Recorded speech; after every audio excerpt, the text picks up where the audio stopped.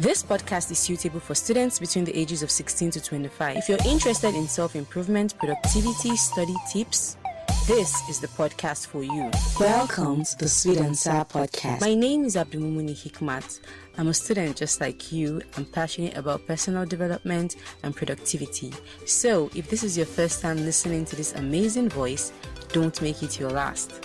If not, sweetie, you know how we roll now. Let me hear you say H to the I to the Q, to the M to the A and the T. H to the I to the Q, to the M to the A and the T. H to the I to the Q, to the M to the A and the T.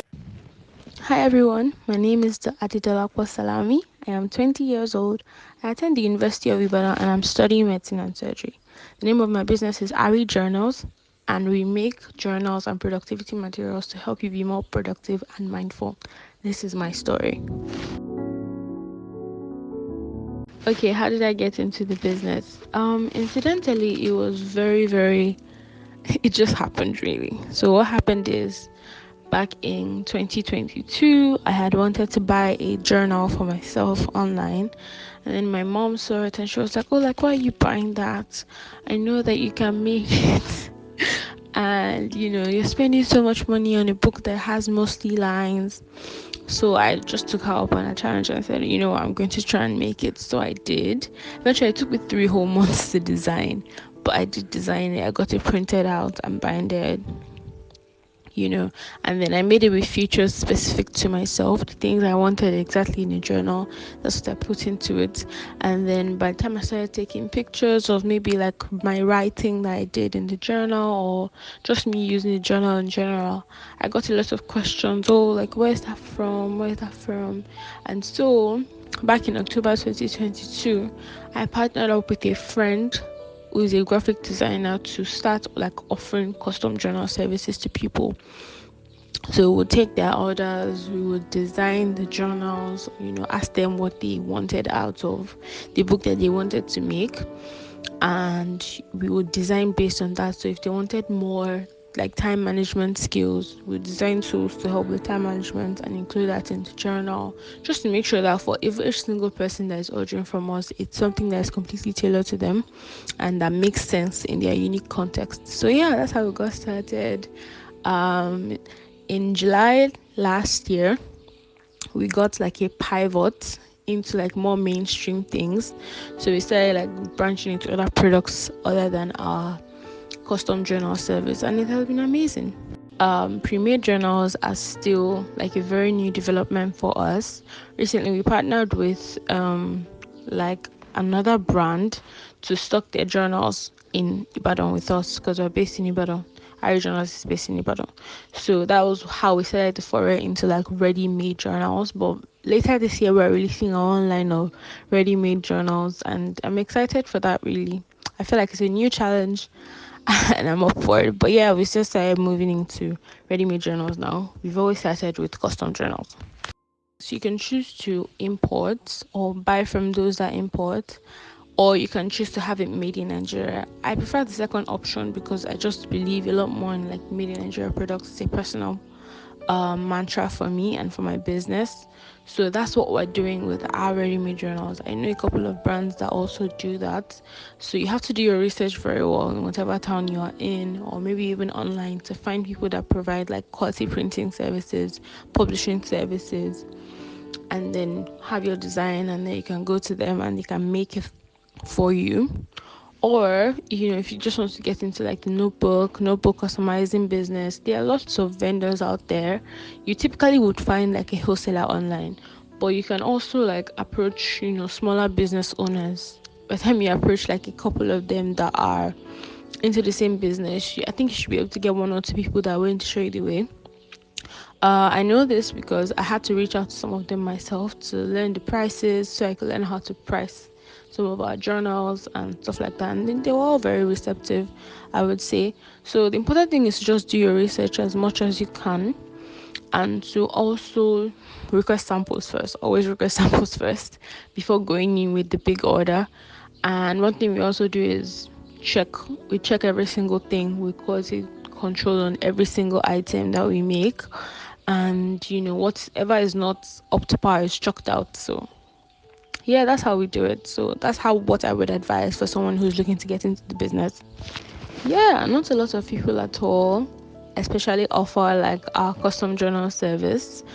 But currently, our main customers are from Instagram and referrals. So, like when publicizing it within my own community, the people who are interested reached out, we served them and they referred us to their friends. So there's just me like an ongoing cycle like that, which constantly keeps us in business every month.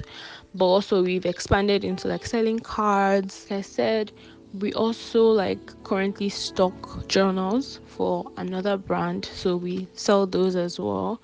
And then like I said, our own ready-made journals on the way.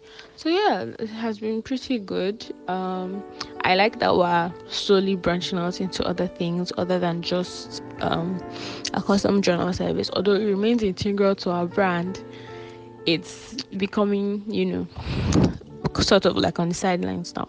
But in terms of business, I would say we get a decent amount of referrals monthly. So as for do's and don'ts when it comes to starting business, I think I have a don't first. Never order a large quantities of something without ordering samples first, without like correcting the samples and so on, because people are, yeah, it can be quite easy for people to try to cheat you or to do subpar work, especially if you're like an excellent person like I am. It's just going to really mess with you. So yeah, that's tip one. Don't do that. As for tip two, actually, I would say that customer service is so important. So in my business, if you didn't respond to your message on time, we apologize for it. We try to offer you something in return. If there are any delays, we constantly communicate as to your order and why it's coming so late and what we can do about it. That's what keeps us having so many referrals, because everybody that orders from us is usually like thoroughly satisfied, and because we have such a good product, it's also like a selling point for us. So other than having a good product, we also have like really great customer service, and it's something that's always been very important to me, because I feel like the people make up the business. Like beyond building a business, I want to build a community of people that are actually being mindful and productive, and it starts with serving them well, before you can start to like extend the relationship. So yeah, we do our best to make sure that everybody is satisfied. We go the extra mile to add like thoughtful items to your order. And I really do I really think that customer service makes a profound difference, especially when you're just starting out as a business. There's so many people doing so many things, and that's part of what will make you stand out. The last thing I'll say is still honestly on the subject of data, and it is to know your target audience. Like, you can't serve everybody. You really can't. Like, even within just making journals, there are subsets and subsets and sub communities. And I've already talked about data, but I would like to say that it also helps you to know what like to get to know your target audience better. So there's something that we started doing on our platforms. So some platforms provide information on who actually saved your content. So we go into those who saved our content. We try to look through their profiles if it's public anyway, and to see if, can we start to get to know this person better? This person is a potential customer that found our content valuable enough to save it. Can we start to know them better? Can you give us a pointer to what our target audience is? And usually it provides very useful tips. It makes it easier to tune our content a bit more to what people might like, to what might prompt them more towards like a buying decision. So like I said, always have your data at your fingertips. Work based with it. Don't just collect data and leave it there. Work based with it.